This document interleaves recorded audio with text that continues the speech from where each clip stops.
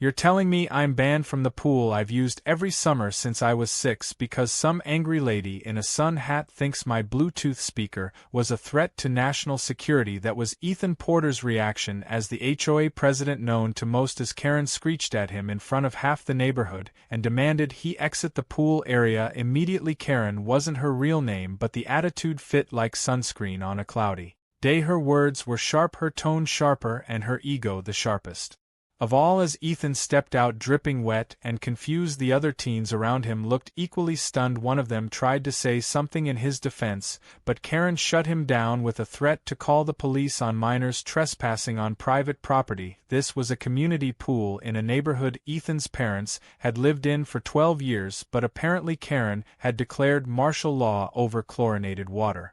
It wasn't even about the speaker. Ethan hadn't even played music that day. It was about last week, when Karen's grandson had been playing obnoxiously loud dubstep, and Ethan politely asked him to turn it down. Karen overheard and decided that Ethan was now a threat to the HOA's delicate balance of power, whatever imaginary power she thought she had. Ethan was about to test it with something real, very real.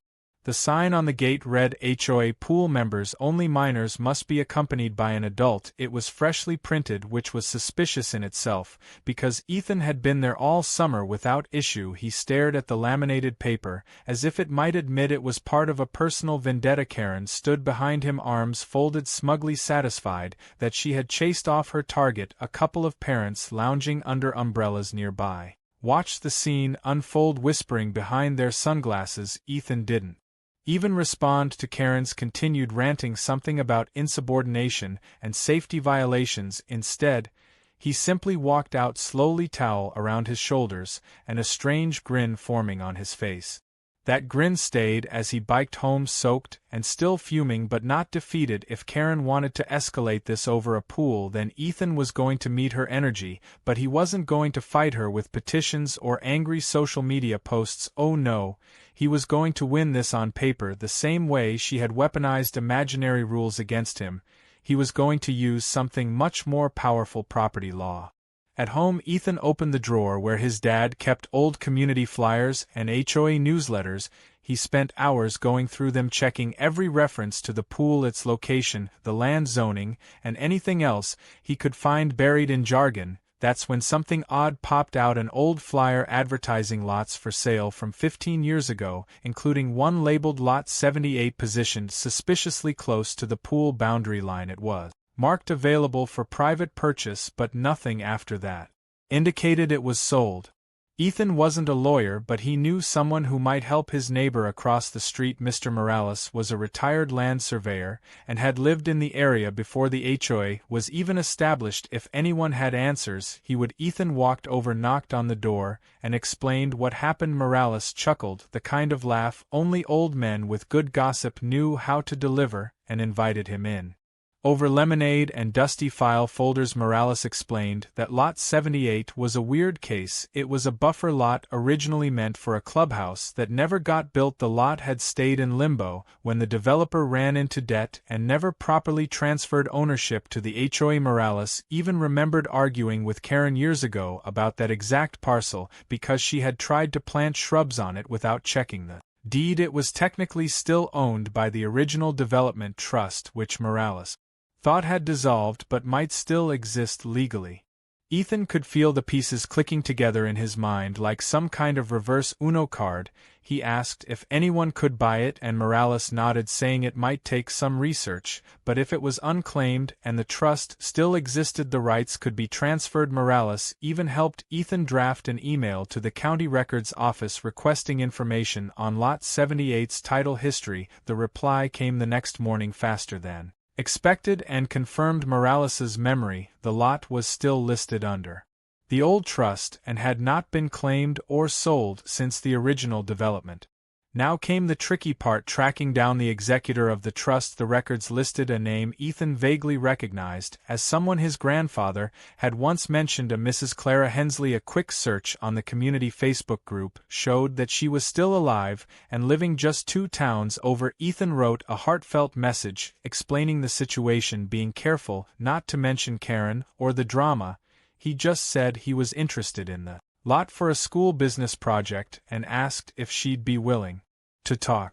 Mrs. Hensley replied the next day inviting him for tea. Ethan rode a bus out to her quiet suburban home, where she greeted him warmly and listened with a raised eyebrow as he explained his strange interest in a scrap of land behind a pool. When he finished, she smiled, shook her head, and said she always knew that lot would stir up trouble one day. She asked what he intended to do with it, and Ethan simply said, "I want to remind people that being petty has consequences." That made her laugh so hard she almost spilled her tea.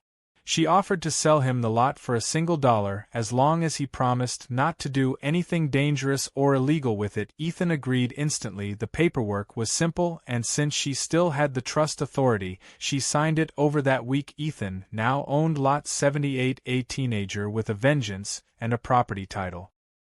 He didn't rush back to the pool with a victory dance. Instead, he waited until the deed was officially filed, then strolled by the HOA bulletin board with a hammer and a wooden sign. It read, "Welcome to Lot 78, access by owner, permission only." Karen's face twisted as she saw him hang it right near the pool entrance. She marched over heels, clicking on the concrete, demanding to know what kind of prank he thought this was. Ethan calmly handed her a copy of the deed and said, "I just bought the ground your pool sits on. Enjoy the shallow end while you still can."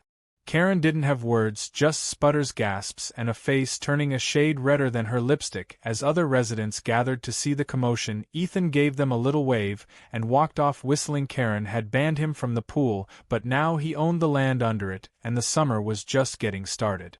By the next morning, the pool buzzed with whispers louder than the splash of cannonballs. The rumor mill had kicked into overdrive, and Ethan's name was on every pair of sunburned lips lounging beside the water. Half the neighborhood had already heard some version of the story, most exaggerated, some hilariously inaccurate, but the one fact no one could deny was this: a 17-year-old boy now owned the land beneath a chunk of the HOA's pride and joy. Karen, the self-appointed queen of pool governance, was nowhere in sight, which only made her absence louder. Normally, she strutted around the pool deck like she was patrolling a royal garden. Today, the only authority figures in sight were toddlers bossing their floaties around. Ethan wasn't even there. He wasn't trying to bask in attention or throw victory parties. Instead, he was at the county office again, this time confirming easements, boundaries, and historical usage of Lot 78. It turned out even more entertaining than he expected.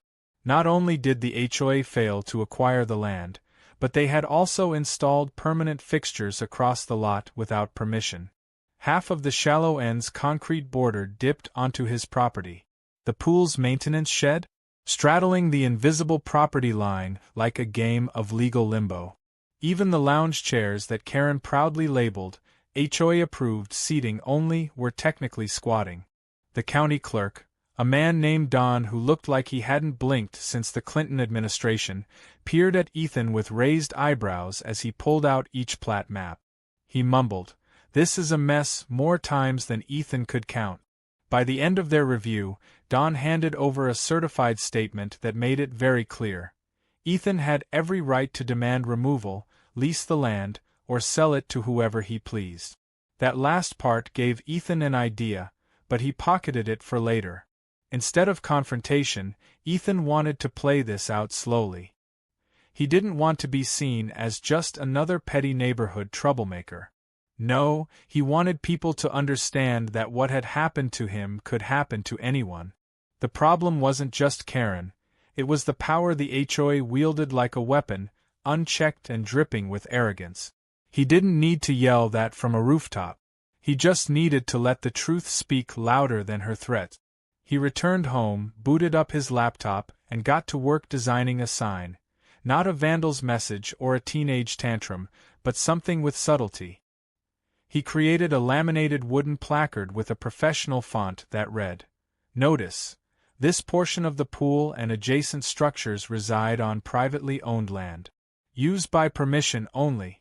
Contact E. Porter, owner, Lot 78. He didn't add his phone number, just a generic email he set up. It looked so official it made even him chuckle. The next day, He arrived with a power drill and mounted the sign cleanly to a fence post near the edge of the pool. A few adults glanced up from their folding chairs but didn't react. That changed the moment Karen came storming from behind a row of hydrangeas like a suburban hurricane. She stopped dead when she saw the sign, her face twitching in real time. Ethan stood beside it, calm as ever. "What in God's name is this?" she spat, jabbing her finger at the sign like it had insulted her personally.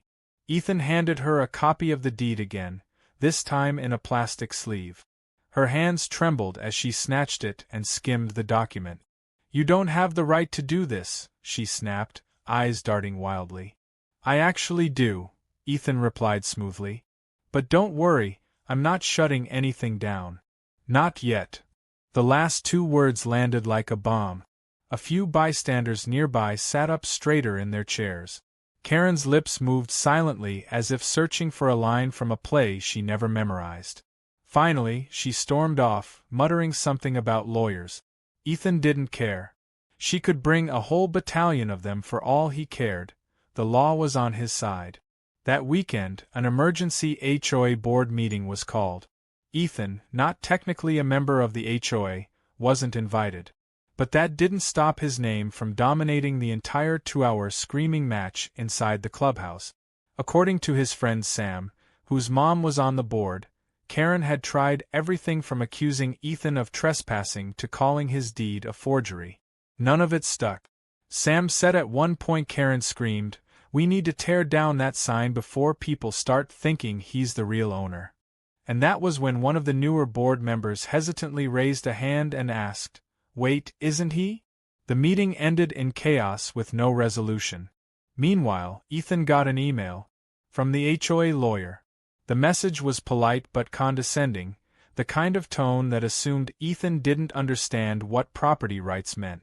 It requested a cordial discussion about leasing Lot 78 back to the HOA for a nominal fee.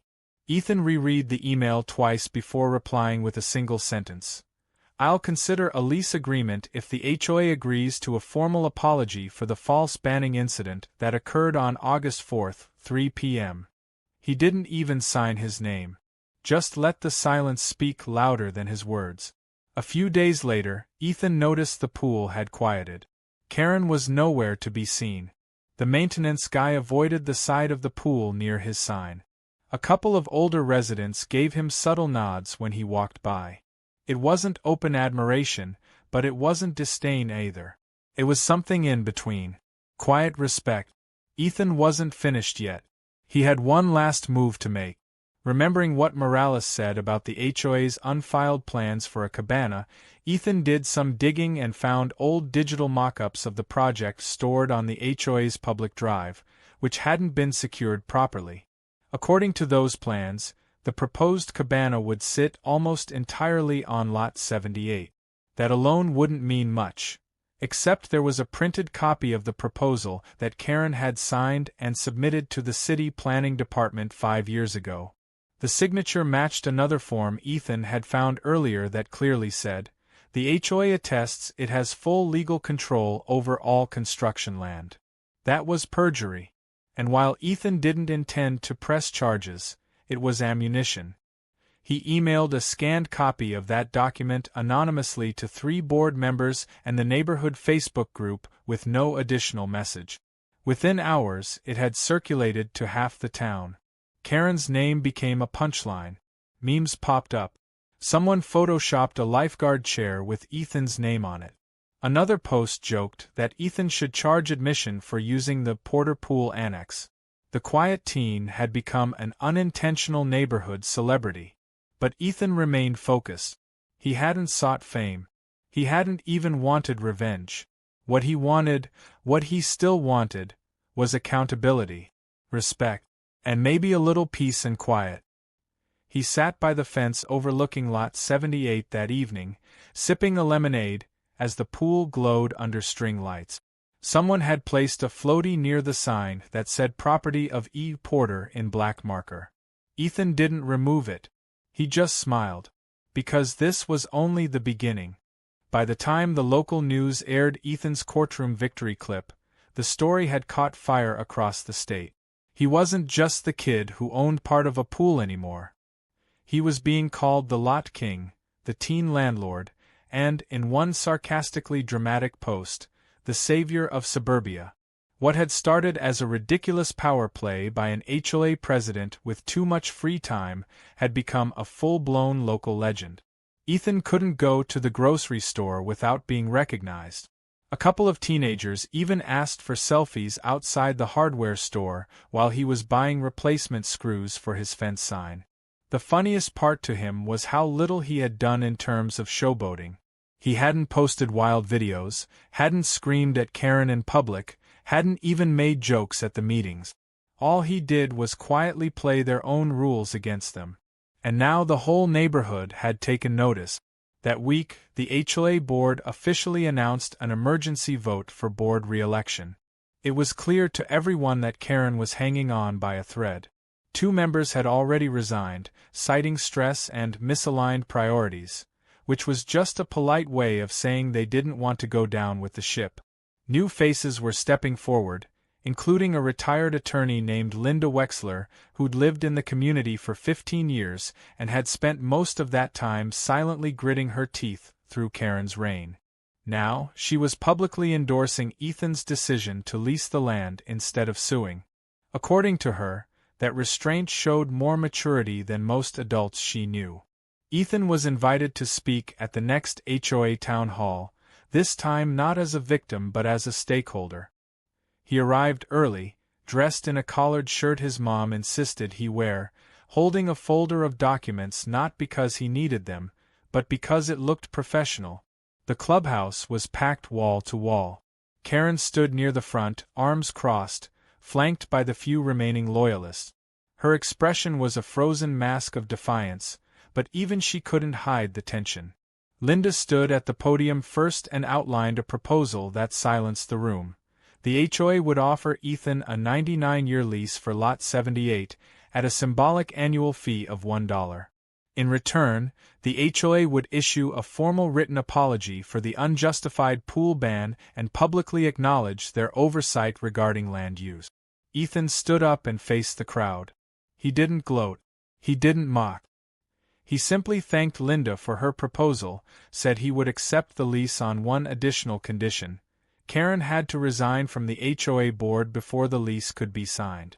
There was a collective inhale from the audience, like everyone had taken a gulp of pool water at once. Karen looked like she'd just bitten into a lemon. She opened her mouth to respond, but Linda cut her off. "Let's vote on it," Linda said. Hands shot up around the room. Not all, but more than enough. Karen's eyes darted from face to face, realizing too late that the room was no longer hers. The motion passed with a clear majority. Karen was removed from the board, and Linda was appointed interim president until the full election later that month. Karen stood still for a few seconds, then turned and walked out without a word. No speech. No tantrum. Just silence. The clubhouse door creaked shut behind her like punctuation. Ethan exhaled. It was done. But in a way it had just begun. The next day, Linda visited Ethan's house with the lease paperwork. It was brief, clean, and written in plain English. No trick. No clauses hiding trap. It granted the HOA access to the land for recreational use and maintenance, as long as they abided by common-sense boundaries and respected his ownership. She signed it with a smile and shook Ethan's hand. "You know," she said, "most people would have sued for a payout. You chose to fix it. That's rare." Ethan just nodded. "I wasn't trying to break anything. Just stop it from breaking more." The new sign at the pool was installed a day later. It read, "This section of the pool is leased from Ethan Porter, Lot 78 owner. HOA thanks him for his cooperation. Please enjoy responsibly." Karen's old signs had been taken down, and no one missed them. In fact, someone had turned one into a garden stake in front of the community garden, with a little label that said, "Weed Control Advisory." Ethan wasn't sure if it was intentional or brilliant satire, but either way it made him laugh. That weekend, the pool was fuller than ever. Families came down with snacks, kids splashed in both ends, and people greeted Ethan like a hometown celebrity. A group of teens waved him over and offered him a spot near their umbrella. A dad handed him a soda and asked if he'd ever considered joining the full HOA board when he turned 18. Ethan smiled, shook his head, and said, "I think I'll leave the board stuff to the grown-ups. I'm just here for the water." Later that evening, as the sun set in golden waves across the backyard fences and reflected off the pool's surface, Ethan sat on the edge of Lot 78, his land, and watched a little girl in a floatie drift past the sign with a smile on her face. Nobody was angry. Nobody was yelling. The water looked clearer somehow, the laughter a little louder, the neighborhood finally breathing without friction. Then came the last twist. A letter arrived, this one without a return address. Inside was a single sheet of paper and a check. The paper read, "For the stress and damage we've caused. You handled it better than we deserve. Don't cash this unless you accept it as closure." It wasn't signed. The check was for $2,000. Ethan stared at it for a long time. He folded it neatly and tucked it into his desk drawer. He never cashed it. Not because he didn't need the money, but because some things were worth more than a payout. A few days later, Linda called. She asked if Ethan would help lead a teen advisory group that would work alongside the HOA to represent younger residents and prevent the kind of abuse he'd endured. He said yes. As he sat back down at the edge of the pool, drink in hand, Ethan thought about how far he'd come in just a few weeks. From banned to respected. From laughed at to applauded. From powerless to the literal landlord of the shallow end. This wasn't just about a pool anymore. It was about standing your ground, about knowing your rights, about fighting back without ever throwing a punch. Karen had tried to push him out of the community's heart. Instead, she had handed him the keys to it. And now, he was going to make sure no one else got locked out again. The next week kicked off with a heat wave and the HOA's worst nightmare. The neighborhood kids swarmed the pool like bees to sugar, but the scene had shifted. No one dared step into the shallow end where Ethan's sign stood tall and undeniable. It was as if the pool had been sliced in half, with everyone packed awkwardly into the deep side. The lifeguard, a college freshman who had no idea what legal chaos he'd wandered into, simply shrugged whenever asked what the sign meant. His job was to stop drownings, not lawsuit.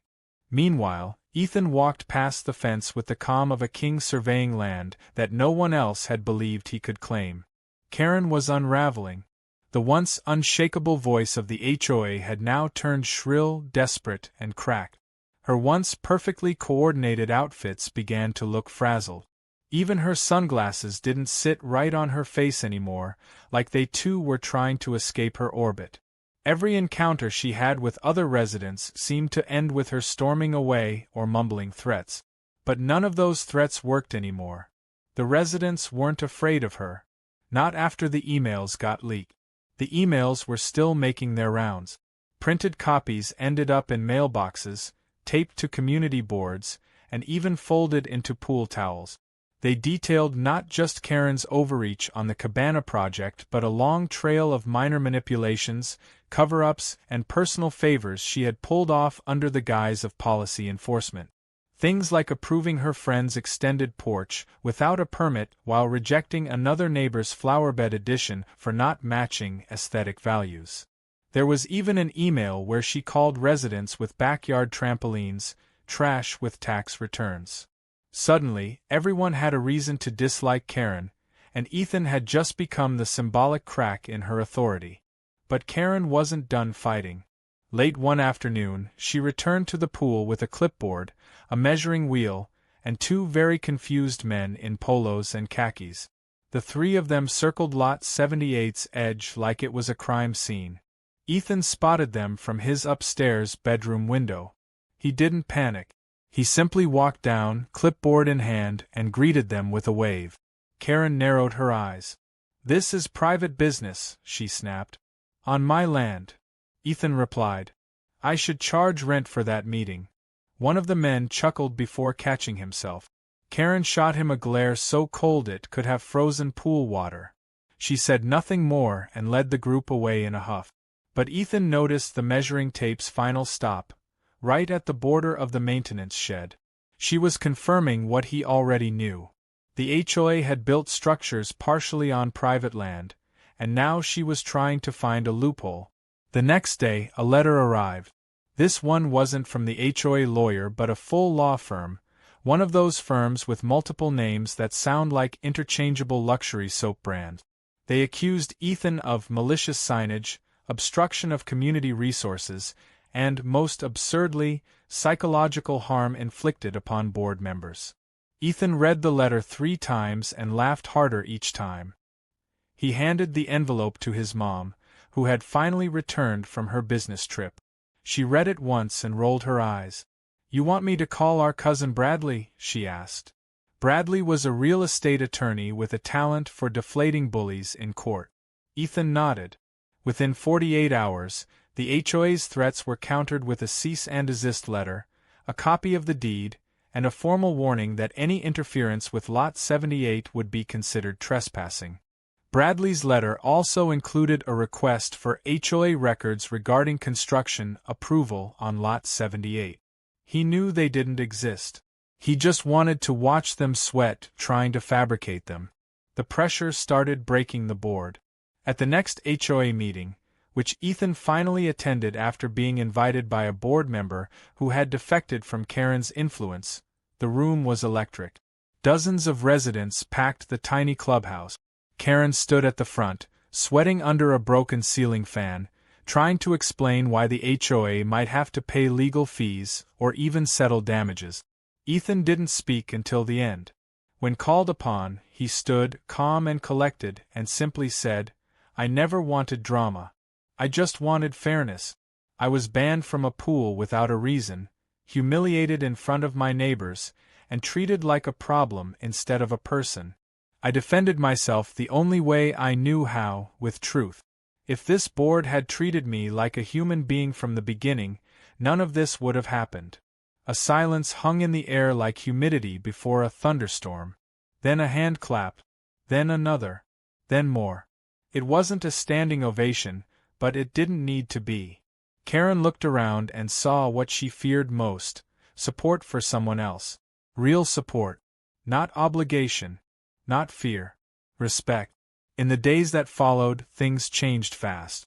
Several board members called for a leadership re-election. Petitions circulated calling for Karen's removal. Yard signs that once said, "Proud HOA member," were replaced by signs that read, "Fairness over fear," and "Support Lot 78." Even people who had never cared about HOA politics were now suddenly engaged.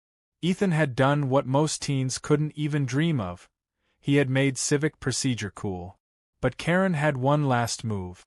She filed a claim in small claims court alleging that Ethan's sign had damaged the pool's reputation, reducing neighborhood satisfaction and making residents emotionally hesitant to swim.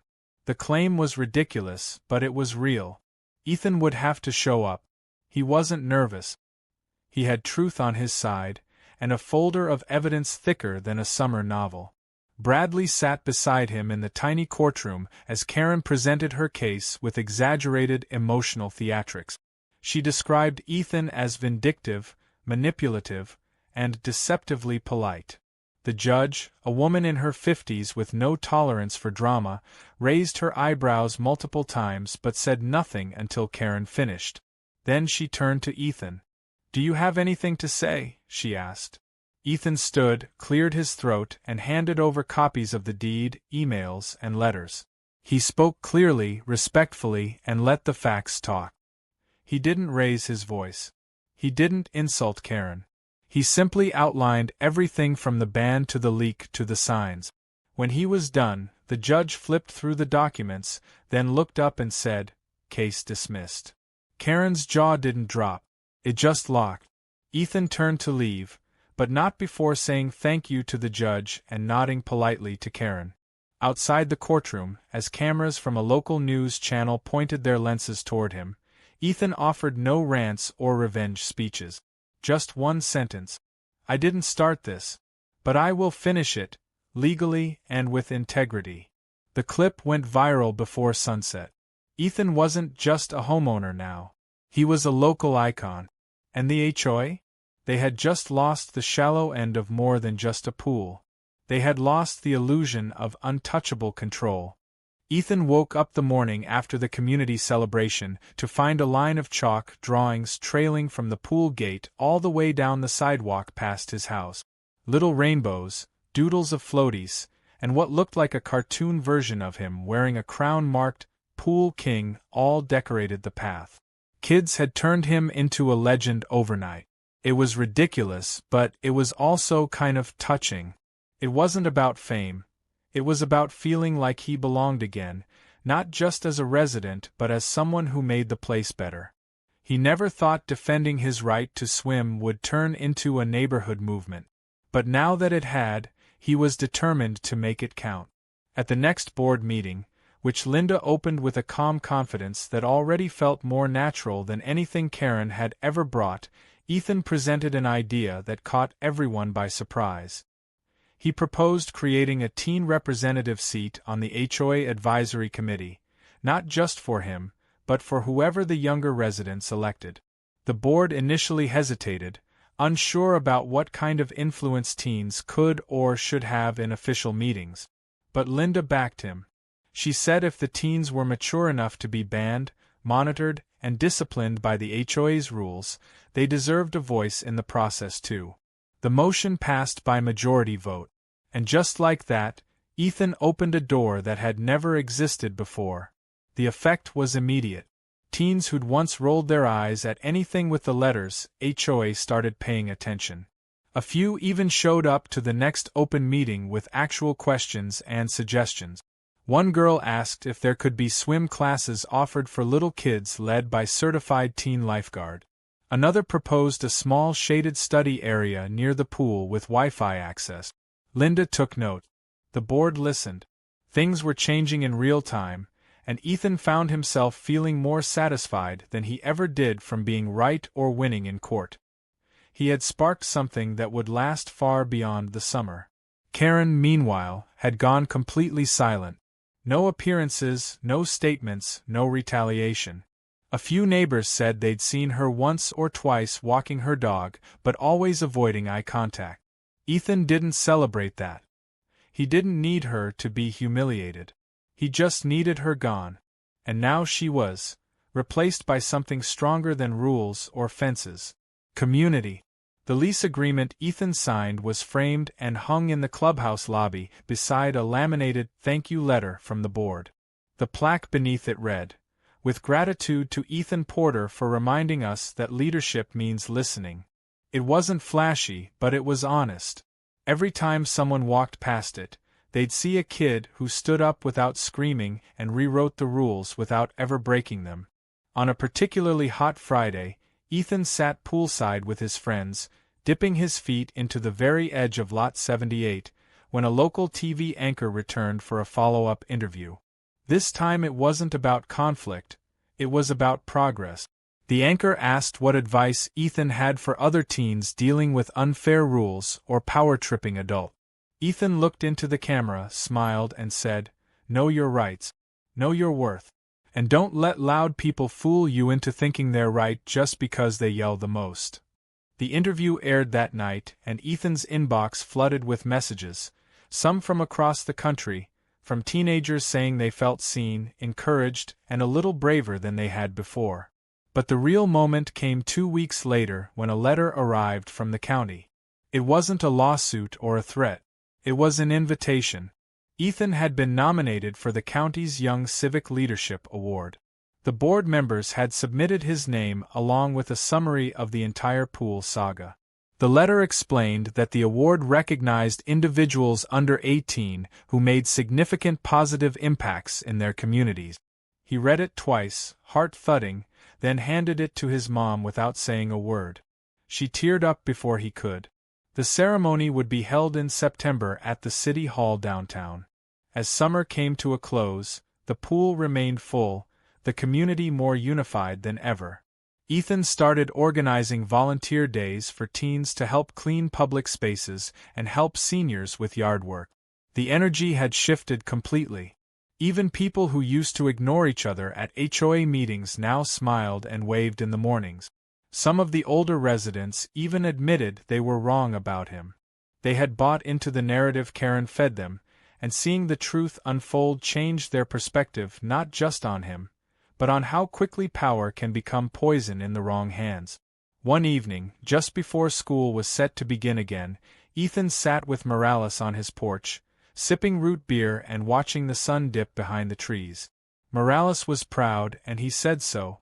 He told Ethan he hadn't seen someone shake up the neighborhood like this since the first families moved in decades ago.